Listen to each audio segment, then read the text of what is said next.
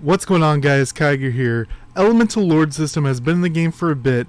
I thought it was going to be for a short time during the event that it was released, very similar to what we had with the PvP system, but it has stayed around, so let's jump into it.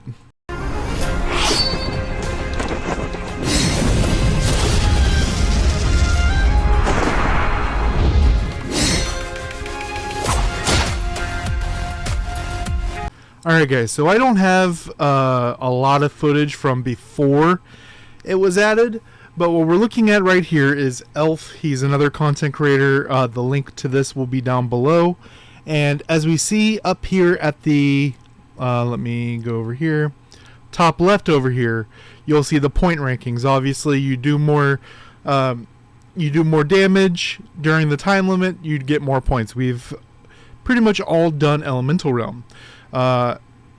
Floor 1 is capped points, and then floor 2 is capped points, which puts us at the 3 points down here.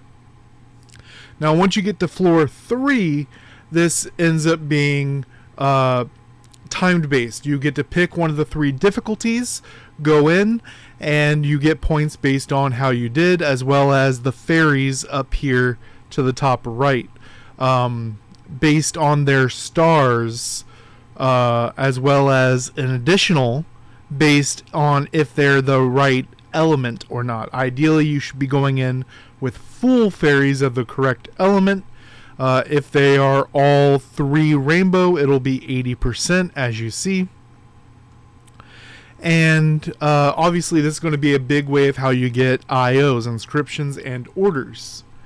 Now that 4th difficulty has come in, what people used to do was do 1, 2, and then kind of AFK the 3rd floor just to get these rewards down here at the bottom, and then later they would come through and do the 3rd floor again to update their score to what it should be for that run.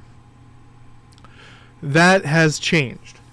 Now, if you are logging in every day, doing your hits every day, and you have high enough fairies, it will automatically throw you straight into floor 4. So there's no longer a floor 3, which does end up being an issue. I'll explain as we get to it. But here on floor 3, you'll see, do all your fairies as you would expect, but you can change teams, as you see, changing the fairy team. You can also go up here, click your portrait, change your secondary weapon, and then you could have a lot of things building up extra points going on. That was a big way that the free-to-play players or lower powered players would be able to compete with some of the bigger spenders, as well as obviously, doing their rotations better and things like this. Now, once we get to floor 4, as you'll see here, there's a new boss, and each one has their bosses. I will explain. I think I only have 3 of them to show you right now, but I'll explain them as we get into it.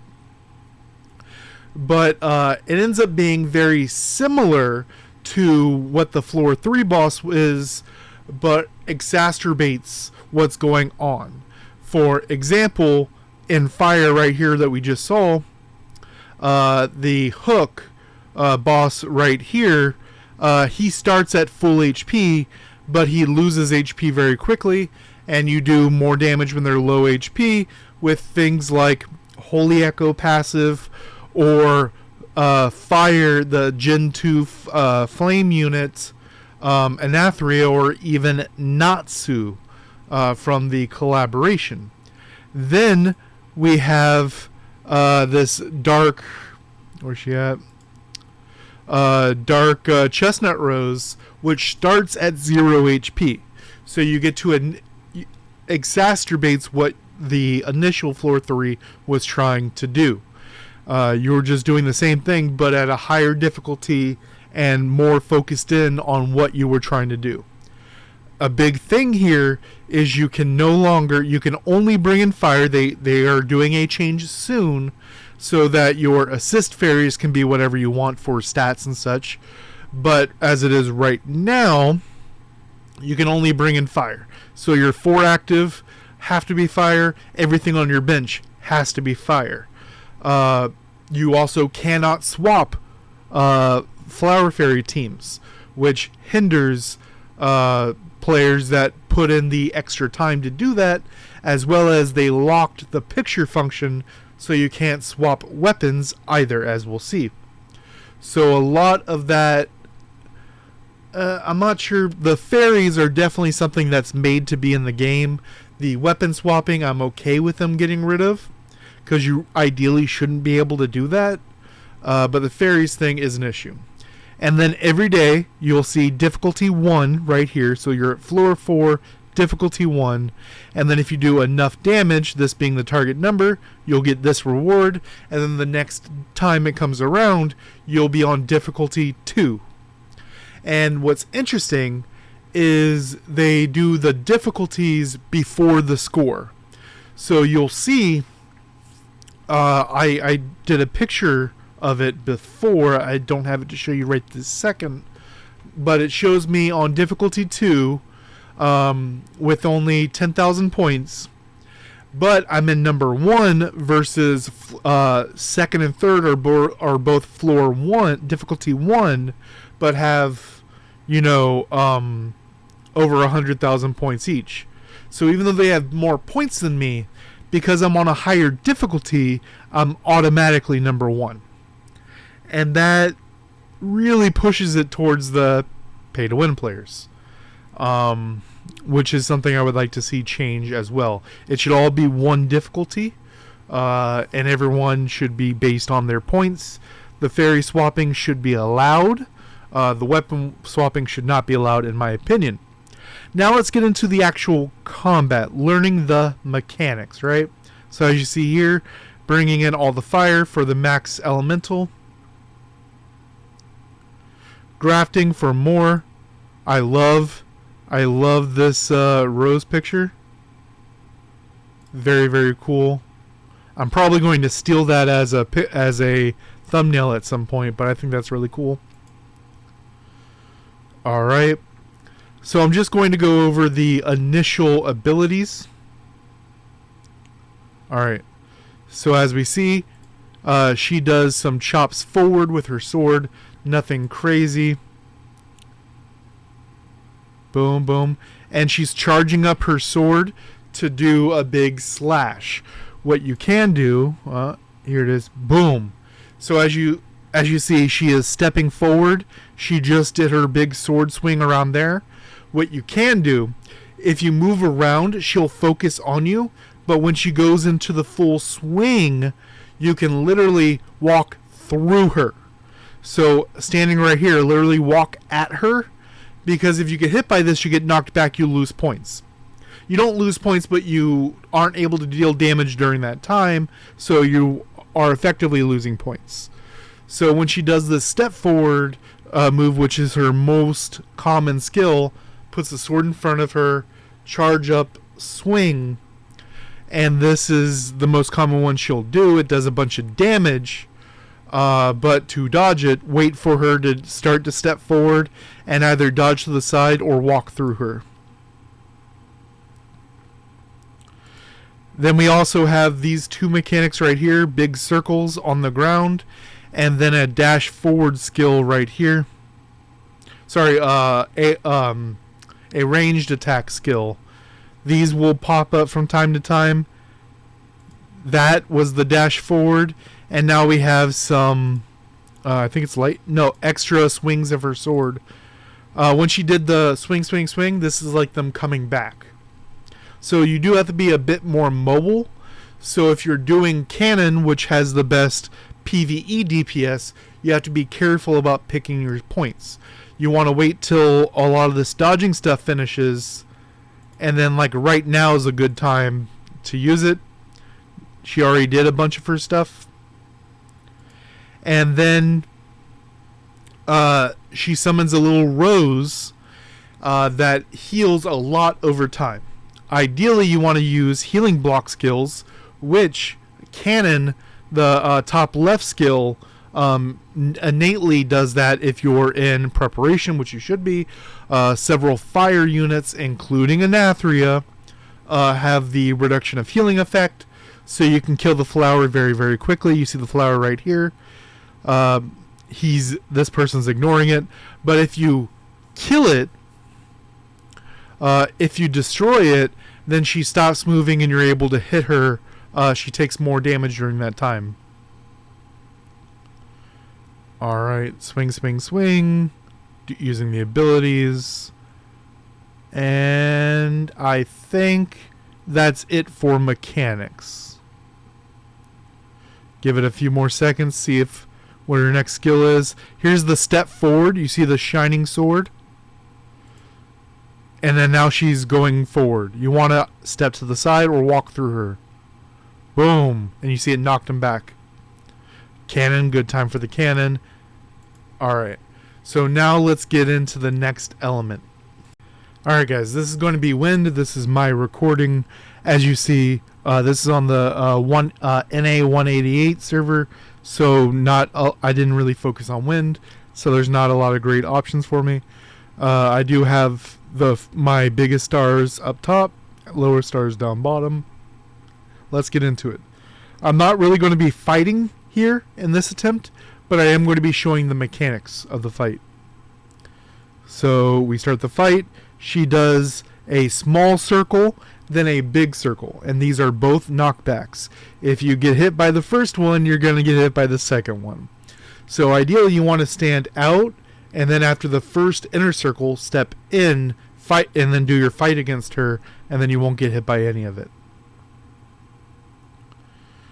Throw some balls. This isn't going to really matter. This is just like a basic attack. Circles on the ground. Dodge them if you can.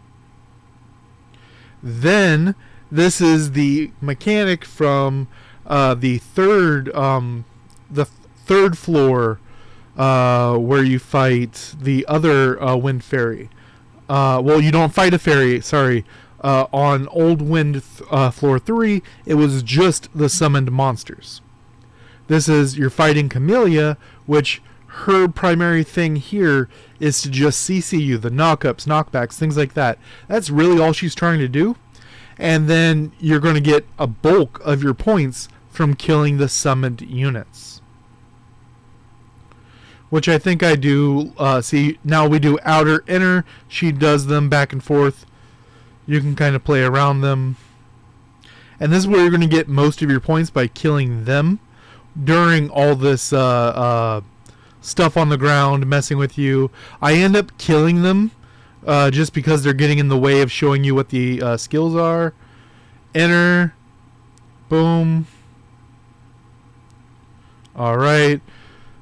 Tornadoes, lines on the ground, inner, outer. You're just going to be moving around a lot. Cannon isn't the best on this map, in my opinion, but it can definitely still work. So now let's get into water. Alright, I have a bit more water, as you see, 4 up top, 3 down below, and let's get into it. Now this is going to be very similar to the other one. Like I said, they're just stepped up. We're fighting the all-powerful Kandok instead of Hydreiga. Hydreiga focused on putting anti-heal on you, damage over time on you, as well as putting the puddles on the ground, that if you get hit by the puddles, they don't do a bunch of damage, but they reduce your damage output. Boom. So this, she puts the ball up top, throws it at you, does a small amount of damage, has a small knockback, but it also lowers your damage. Here's the puddles on the ground that lower your damage output if you're caught in them. Then she puts the umbrella up, throws balls at you. This, I think, is supposed to do damage, but it doesn't. We have the circles on the ground. Really nothing to worry about. This is probably the easiest one if you're actually paying attention. Unstable ice. So you have anti-heal for most of this. But if you kill the ice block, which each attack, no matter how strong the attack is, does 1 damage per. So if you have multi-hit abilities, it's a great time. Ninja's very good here. Cannon is very good here with flaming weapon or any of the mech skills.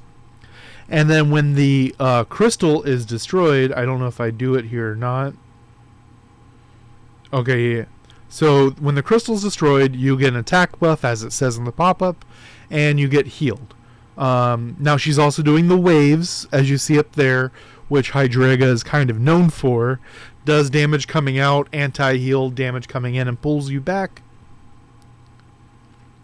1 damage, 1 damage, 1 damage. And boom, now she stops for a second for you to do that. And these waves while she's throwing abilities at you. And that is it. Alright guys, unfortunately Earth just passed, so I can't show it to you, but I do remember several of the mechanics. Her main thing is doing attacks on the ground and summoning a clone of herself called Amber. And what happens here is what they want you to do is stun her over and over and over again. She'll stop moving, she'll take bonus damage. If you blow up the Amber, which is the clone of her, if you blow it up, then you get a damage boost so you can keep going. The stuns also stun the boss. Primarily they want you to use things like Primrose. And now we have another fairy, Birds of Paradise, that does a very similar thing, as well as the bonus damage. So it definitely, all of these are like the old ones, but stepped up. I like the direction they're going here. I just want to make the changes I said before. Let me know what changes you would like to see about Elemental Lord, and until next time, guys.